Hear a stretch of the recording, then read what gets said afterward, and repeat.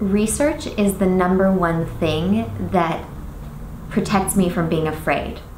And in the case of Angel Armor and the Angel Army, I made 3 research trips over the course of over a year back to South Africa just to suss out the market. My initial idea changed because of research, and the business is possible because of that research.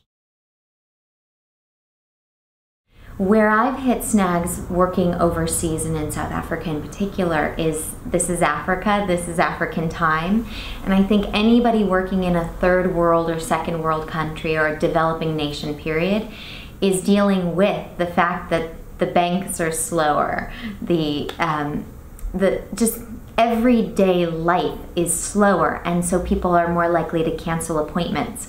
People are more likely to take their sweet time on any sort of form that needs to be done or processed. As an entrepreneur, it's very hard to keep yourself motivated, and you have to create artificial deadlines to make sure that you get things done on your hope timeline, on the timeline you hope will happen.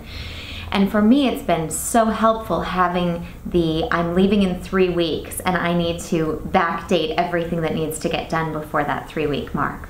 Or I'm only here for 2 weeks, let's set up a meeting.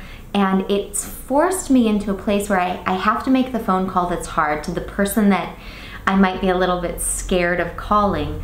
But because I'm here, I'm only here for 2 weeks, I've got to get it done. It's been very, very helpful to get me to keep a timeline of any kind. Everything is a process. And it's not just about the company, you also have to be willing to balance your life, balance your family, balance your obligations. And for me, that means a lot of time spent online at 3 o'clock in the morning and adjusting my schedule so that I can be in Los Angeles but work like I'm in South Africa. I find it very difficult, especially in modern day technological life, to quiet myself enough to focus on any project. And they say it takes 15 minutes of actually working on a project to get into a workflow with it. And if you have any sort of distraction during that time or any time, it takes you 15 minutes to get back into it. And that's one of the biggest challenges working it from home. You try to slip in the laundry, you try to slip in the phone call to the mom, you try to slip in the coffee visit or any of those things.